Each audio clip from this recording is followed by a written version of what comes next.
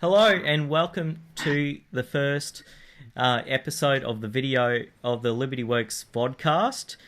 Today we've got Andrew Cooper, President of LibertyWorks, and Nicola Wright, Senior Writer at LibertyWorks and Editor at LibertyWorks. So we've got an action-packed agenda. We've got the upcoming Liberty Fest happening in Brisbane, and we're going to talk about that a bit.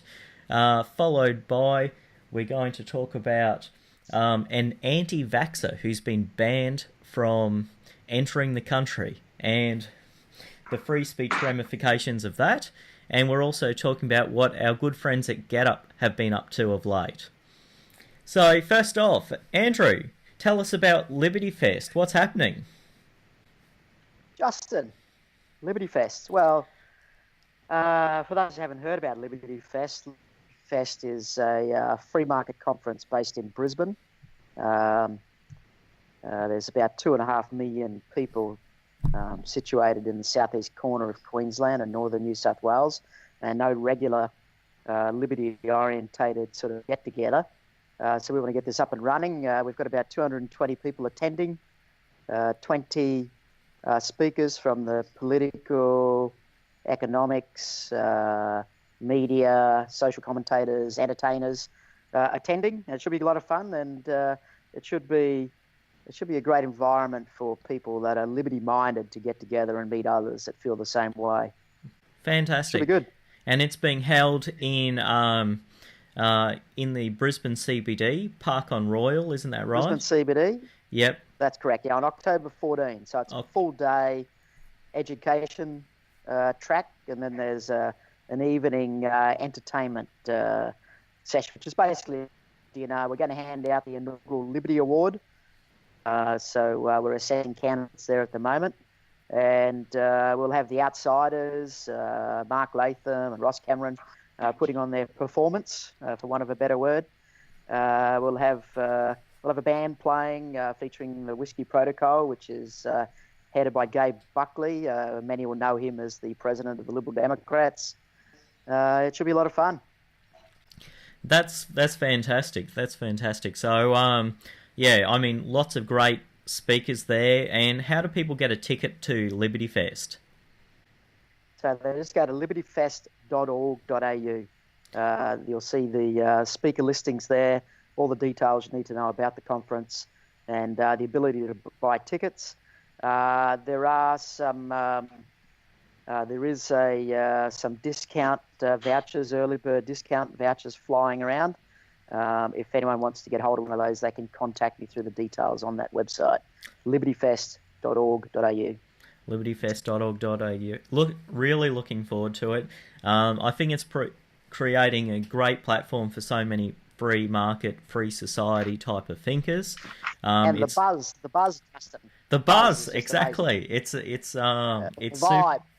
It's super exciting, and there's fewer and fewer places where people who want a free society can get together now. So this is going to create a tremendous opportunity. And over the last 18 months, the Brisbane Liberty scene's getting bigger and bigger with some of the events that LibertyWorks has done. But this is going to be massive. This is next level stuff. So moving on, Nicola. So you've written an article that's going to go on the website next week about an anti-vaxxer that's been banned from entering the country by our Immigration Minister, Peter Dutton. So do you want to tell us a bit about that? Yes, so basically this guy's name is Kent Heckenlively. He's a bit of an anti-vaccination big name, so I've recently found out. And his visa has been denied because he's a dangerous person with dangerous ideas, which I think is a bit crazy. Would you agree? Absolutely.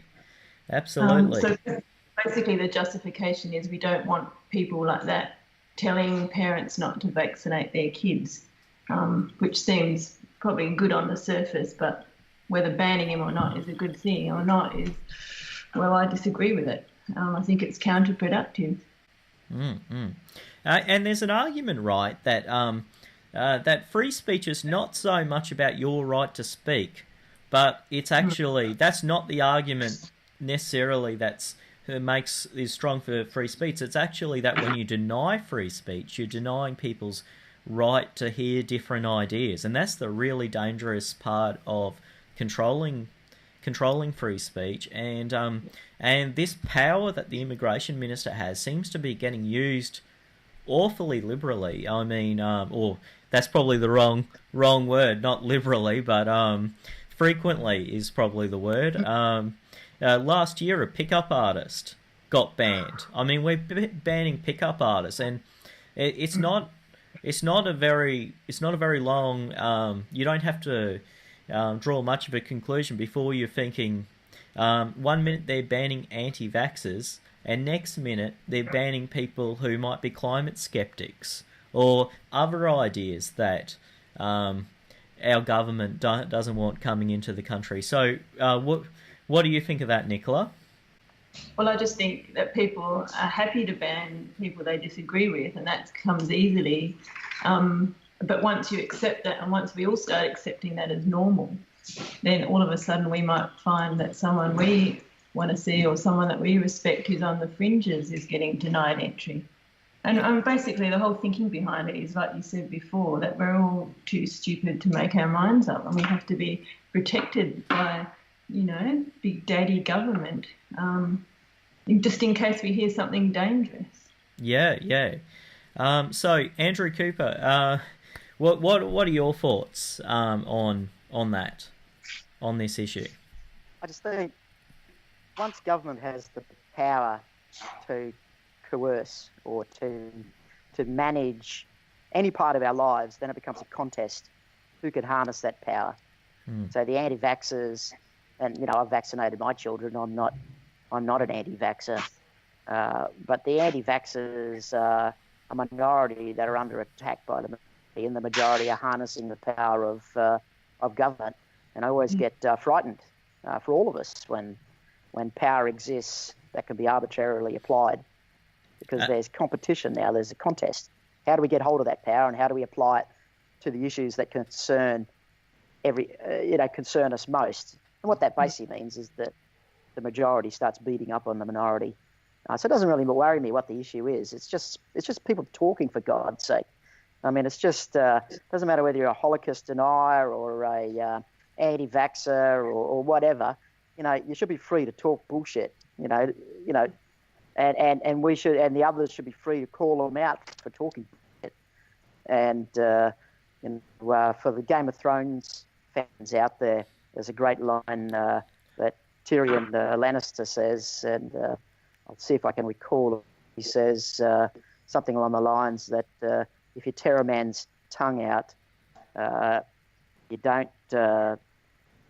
Nicola, help me out. You don't prevent him from. What's the line? If you tear a man's tongue out, you don't prevent him from talking. You just signal to the world that you are scared of what he's got to say. I'm paraphrasing and incorrectly repeating that line, but I think that's where we're at the moment, is that what are we so afraid of? What are we so afraid of that we're actually stopping people entering our country and talking? I mean, it's just absurd. And I think it's the thin edge of the wedge. Anti-vaxxers are a group everyone likes to dump on, but it doesn't, it's not long before it extends to other group. And if they're saying, because they're anti-scientific, well, there's a lot of junk science out there. There's a lot of junk science around a lot of this diversity stuff that's going on. So, really, where does it end? So, Nicola, do you have... the next climate denier that comes over and wants to make a speech, you can see that the scientists of Australia will get together and say, well, we can't believe this. We have an issue here that's going to affect the population of the world. It's going to kill millions over the next 100 years. And we don't ban this person, and yet we ban people that are pickup artists, and we ban people that are Holocaust deniers. And you're right, Justin. I think that's the thin edge of the wedge. The next issue that comes along, the next controversial speaker will now be under the pump, and everybody wants in. Sorry, everybody wants in on that. So once it's been effectively done by one group, then another group puts their hand up. Absolutely. And every group is now competing for the attention of the immigration minister and his coercive powers. And the worst part is that it's all done in the name of the greater good. So, as of many evil things. So it was book burning. Yep. Yeah. Yes, absolutely. Nicola, do you have any final thoughts before we move on to our next topic? No, I think we've just about covered that, I think. It's a pretty straightforward issue, isn't it? It's amazing that anyone would consider that power legitimate power to wield.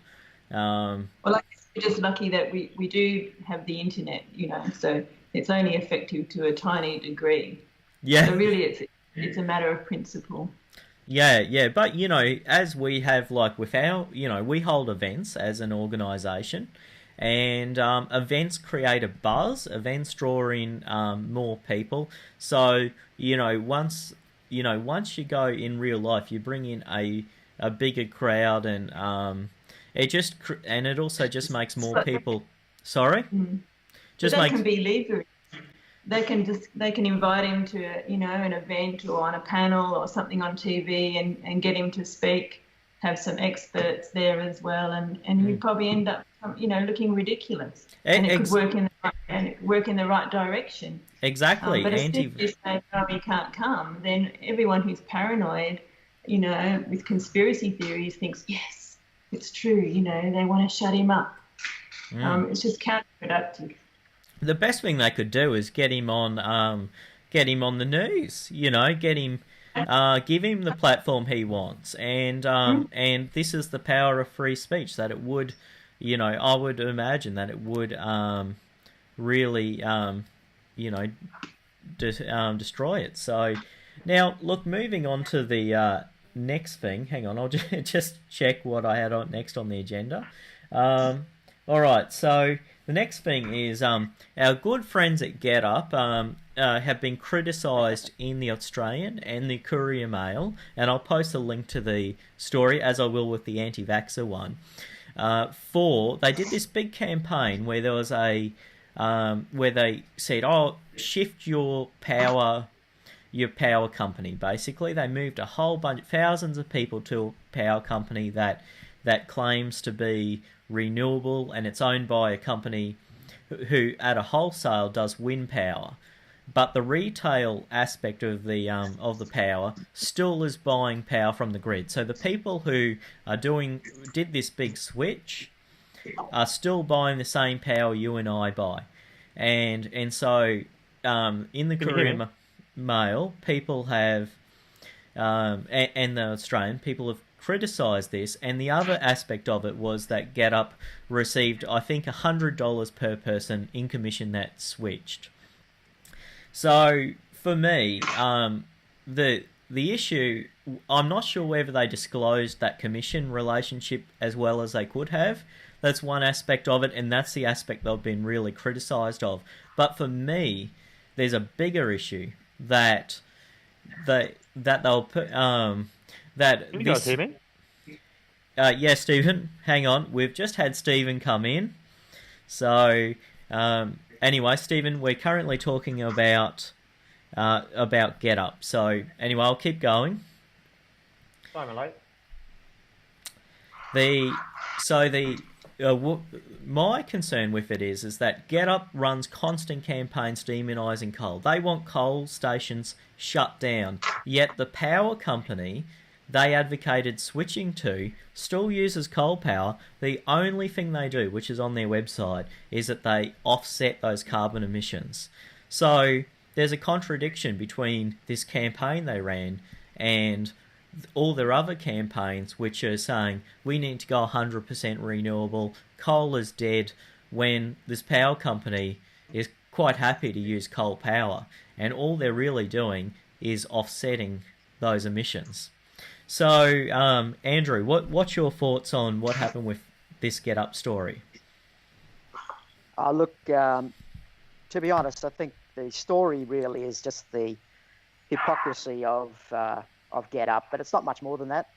GetUp are quite within their rights to sell commercial services or form relationships with companies and sell into their membership base and raise money for their organisation.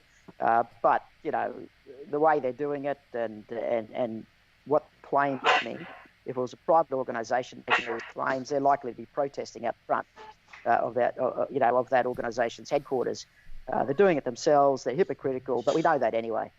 And look, in my opinion, Justin, I don't think the story is much more than that, to be perfectly honest. Let's just let it run its course. Hopefully people get a better idea of what type of organisation GetUp is. And that's the best we can hope for. Yeah, Nicola, what's your thought? You've been following this story as well. What's your thoughts on? I haven't followed it very much, so I probably don't have too much to add to that. Okay, Stephen. I can see Liberty Dog in the background there.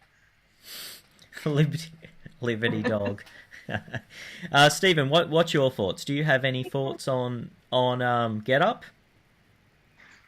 Well, GetUp are a Labor front, basically, and they do their on-the-ground campaign bidding.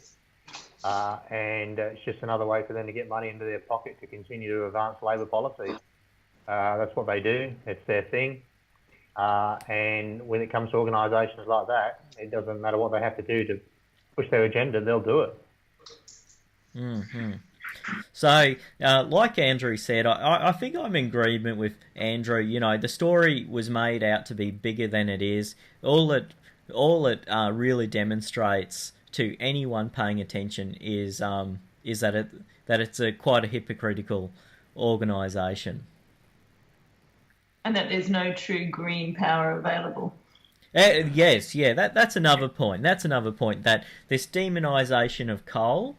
At the end of the day, if you're realistic, you need coal or some kind of baseload power, and you can have renewables as part of your mix. And if you're in the climate alarmist business, then you still get power from coal. You just make sure you offset those emissions in some other way, because at the moment, until we develop fusion technology or we get serious about nuclear, we're not going to be smelting much aluminium with wind power. So, Now, moving on to everyone's favourite discussion, the same-sex marriage campaign and plebiscite. So, it's been an interesting week. We've seen, I guess, what you could call some fake news around it. There's been... there seems an obsession with proving there's this upswell of homophobia that's come out of the plebiscite. We've seen one poster that can't seem to be found around town. Yet we've seen the evening news, Channel 10 Evening News, put that on a bus stop as if it was a big campaign that you can't walk down the street without seeing this homophobic campaign. So my concern with this is the desire to shut down debate and democracy. So Stephen, what are your thoughts? Well, that tactic of deception is what it is pretty symptomatic of left-wing causes. They'll do anything to sort of big up the numbers, big up the support they have. They'll make, no matter what side of the argument it is, whatever's going to work for them, they'll do. So if it means photoshopping an image and making it news, they'll do it. If it means one poster in one obscure laneway that they can give to the media so they can just promote it, they'll do it. We also saw this week the AMA came out in support of it, but then we discovered that they're not really speaking for all their members at all. Many ex-members and co-op members, ex-presidents and co-op members came out and said, no, that's not our position at all. We had the Law Society in New South Wales doing the same thing. Again, they've even been threatened with legal action by some of their members saying, you've got to stop this because you're trying to give everyone the impression you talk for all of us. And it's just like you wrote the other week, a professional organisation like a company can't just have a view like that. You have to find out if you're going to be representative at all, you have to find out what all the members thought. And I would hazard a guess that if you did a poll of every single member, you'd probably find that their opinions are very similar to general society. It's just a tactic to give everyone the idea that everyone's on board with this, it's unstoppable, everybody wants this, shut up and stop opposing it. That's the whole purpose of what's going on there. Yeah, and we've seen with the as part of the No campaign, there was a GP who there's now a campaign to get her medical license removed because she's appeared in a video for the No campaign. Yeah, so again, it's sort of slightly different, but the same tactic of wanting to silence people. And on the No campaign, you're seeing it's almost like a soccer match. Everyone's collapsed on the ground, holding their knee, claiming they've been tripped. Instead of everyone wants to play the victim, no one wants to just debate the issue and let the people decide. They're both trying to bring in these other tactics, which is, I think, unfortunate. I think people are smart enough, and as someone on the yes side, I'm put off by it. It's not going to change my vote, but I just really resent the lack of trust in the Australian people to make these decisions. So, does Andrew, do you have any thoughts on this issue? Yeah, I do. I think the nature of these sort of things, the nature of campaigning, is that hurtful things will inevitably be said. Mm-hmm. But we got to put our big boy pants, and we've just got to suck it up. And the nature of campaigning is you then counter claims with your own claims, and it's trench warfare. Now, my preference with this whole issue is I think the biggest mistake we did was legislating marriage at all. I think that, again, as happened with the anti-vaxxer, is that becomes a competition about who can harness the power of government. In this case, who can harness the power of government to define what a marriage is, becomes the essence of the campaign and becomes the centre of marriage. And to my mind, that's just absurd. I mean, when people get married, they don't think about inviting government into their marriage. Marriage is between you and your spouse, perhaps the families, and for some people, they're God. And government has no place in this whole thing. It's just absurd. And the big problem with government being involved is that now there's competition to harness government. So government is on our side. And so, I just think it's a ridiculous situation. It's a classic example of everything that's wrong about government. When government starts telling us what certain things are, we then we've handed effectively what marriage should be a very personal thing between you, your close family, and perhaps your God, and we've handed it over to government and give them the power to define what it is. Define what happens afterwards too. When a marriage, sometimes they end, and we let government define what happens afterwards as well. So, I don't like either side of the campaign, the way it's going, but it's an inevitable consequence of the fact that government's involved.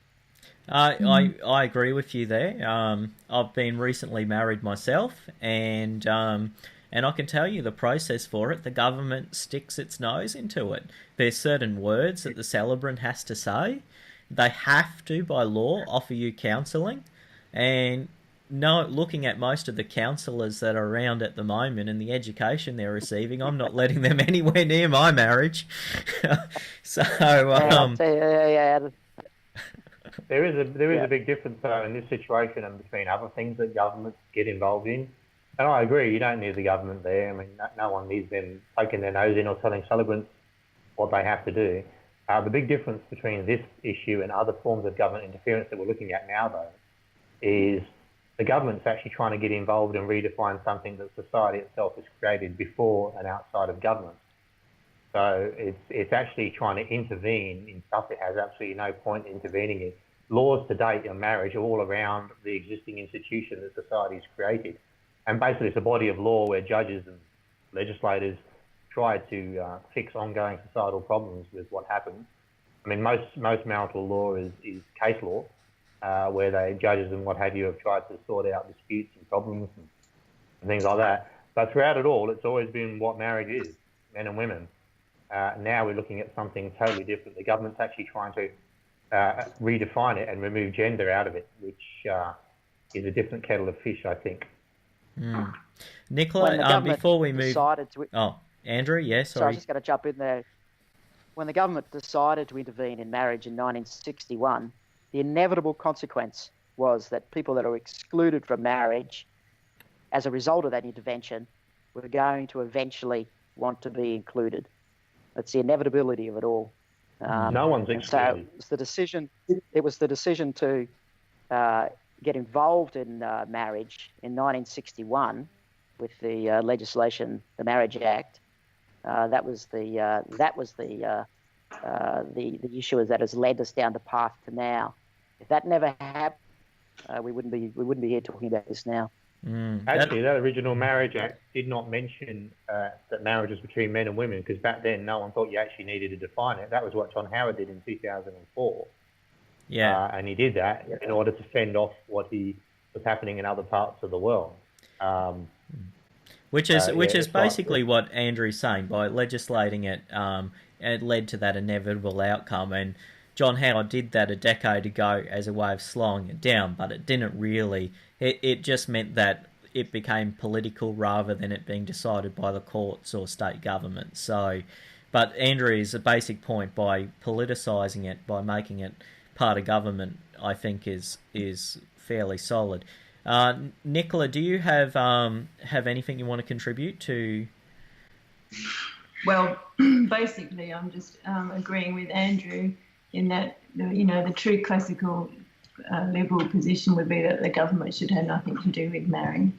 I've got a conservative view that marriage is between a man and a woman, but I don't think the government should be the one telling everybody what it means. If the government wasn't involved, then I could have the marriage I want and what my community, approves and agrees with and recognises, and anybody can do that if they want to. And I do have some concerns also about people being coerced or forced by law into providing services for gay marriages. If they don't want to do that, they should be within their rights not to do that. Apparently, that's already against the law. So that's my take. Excellent. Well, moving on to another topic, we're seeing the floods in the city of Houston in Texas, and Houston is famous, and through many internet memes, for its the deregulated approach to planning. And I read in The Economist this morning that they're already starting to use the fact that it's flood as a way of attacking and trying to increase government power, saying, all these people who are stuck in the floods, because of a lack of government involvement in planning, and they're also, of course, linking it to climate change. Now, I have a feeling that, at least with three of us here, that argument's going to cut no sway, because we live in Brisbane, a city with no shortage of government, and it floods all the time, and plenty of people's houses still got wiped out through floods. It's crazy. Just in 2011, we had a big rain, up in central Queensland, and it took 2 days for the water to reach Brisbane. It arrived on a sunny, clear day, and it killed 20 people. I mean, go figure. I think in Houston this flood's killed 20 people. This is the thing about campaigning, isn't it? You just retrofit whatever you can to your narrative, and you run with it. And unfortunately, there's plenty of publications out there that'll run with anything. So Trump calls it fake news. It happens all over the place. Yeah, and we, because we've got direct experience with it, being Brisbane people, we can say, like, if anyone buys a house in Brisbane, everyone's looking at those water, those water surveys or whatever they're called. Like the market. No one wants to buy a house in an area that floods unless it's on like massive stilts, and so people are very and the insurance companies, like you buy one of these houses and you try to insure it. I'm sure the insurance company will be more than happy to tell you that your house is likely to flood. So, Stephen, what are your thoughts? You've got a bit of expertise in this area, I think, don't you? Not with flood management, but certainly, with construction and the way they zone things. But yeah, look, zoning laws do increase costs. They do limit land. They limit a resource. They basically tell everybody what... It's just another aspect of telling everybody what they can and can't do. There are some good benefits to it in many ways. Like, no one wants to have someone be able to build a factory right next to their house. So there has to be some sort of reasonable limit to it.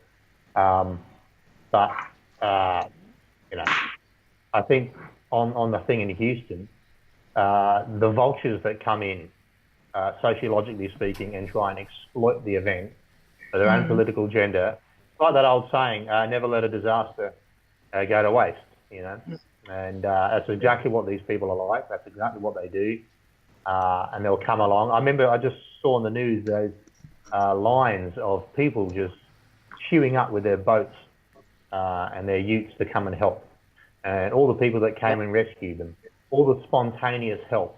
And it was exactly the same on 9/11 as well, by the way.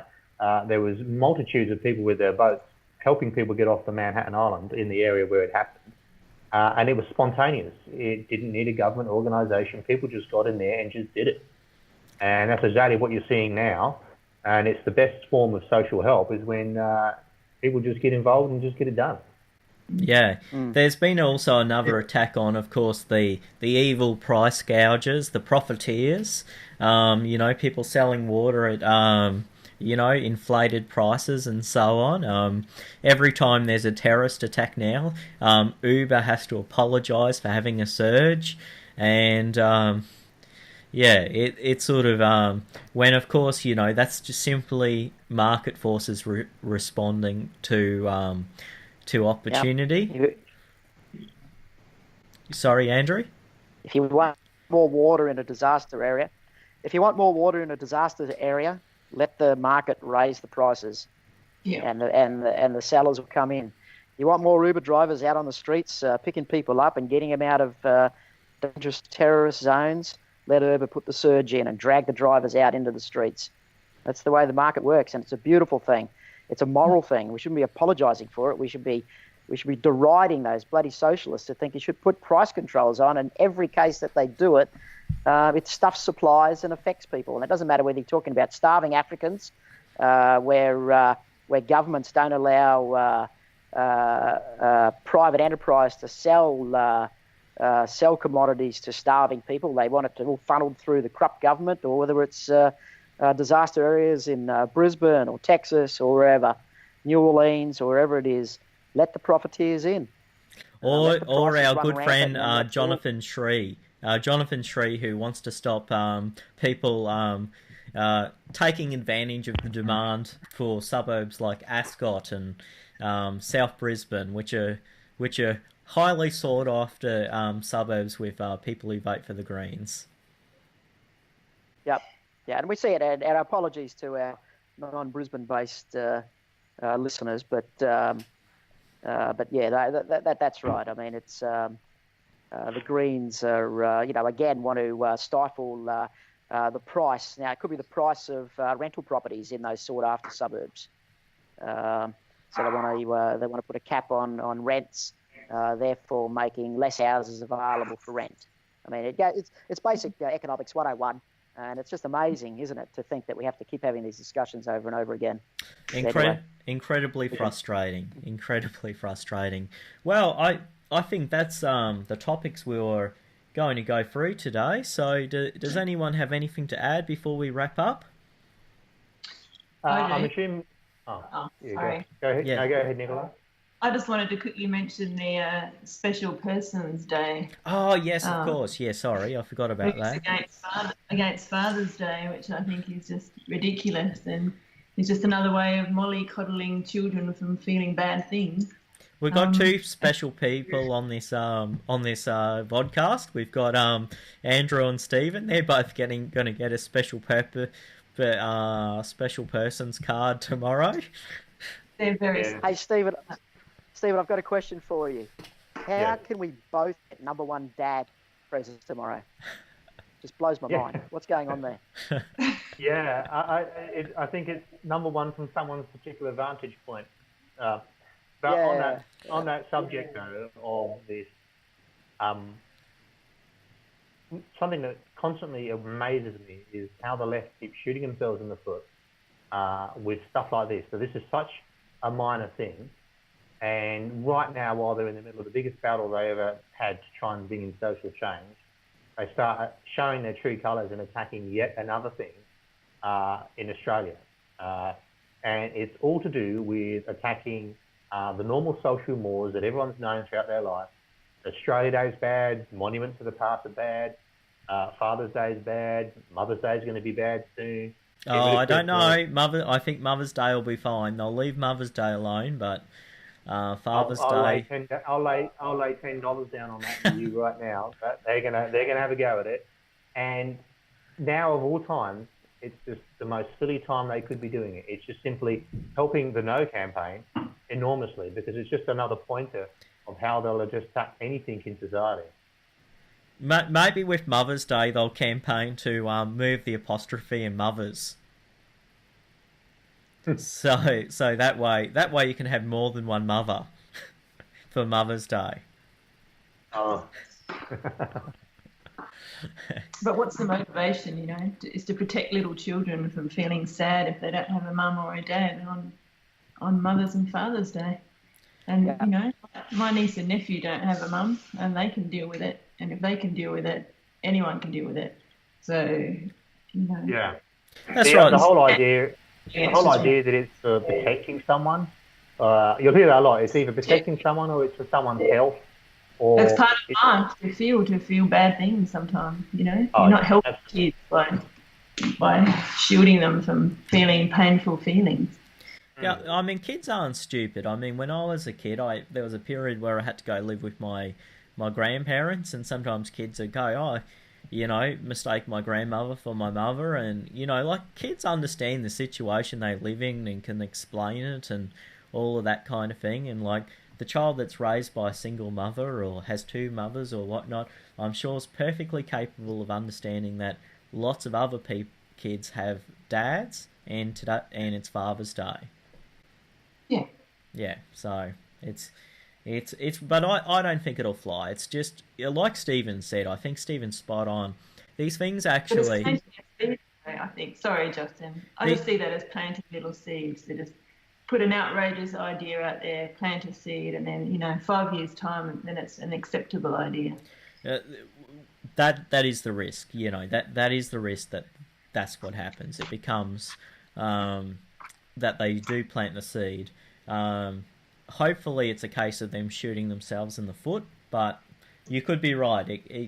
And that does seem to be, you look at political correctness in the 90s and you look at where we are now, with some of these campaigns, and the racism that's now called anti-racism. Actually, I'll finish up on a final note that I've noticed too. Justin, can I just bump in there? Yeah, go right ahead. Just on a related subject, you might have seen the story about Clementine Ford's presentation to a fairly well-to-do private school in Melbourne, where she refused to take questions from 15-year-old boys in the classroom. Did anyone see that? Yeah. I believe it's actually a old story. I don't know why that came out a few months ago, and yet it's coming back up again. I don't really understand why. So it happened back in May. She took questions from girls, but not the boys. But beyond all that, the most pleasing thing, and I think this is the thing that gives us hope. The pleasing thing was that girls stood up and left the classroom.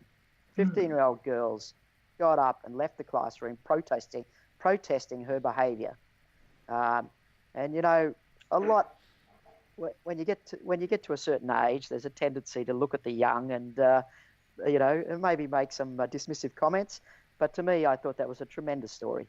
And I think back to when I was a 15-year-old kid, there's no way in the world I would have had the guts to do something like that. But there were some kids in that classroom that took a position and stood up against that bullshit that Clementine Ford carries on with. And I think that should give us all a sort of a good feeling inside, and it shows there's a ray of hope, I think, in this whole battle against those social justice nutters. I think younger people these days are getting really annoyed and getting more and more angry at the garbage that's being pushed on them at school. Like you say, they're not stupid. They can see it through. Yeah. If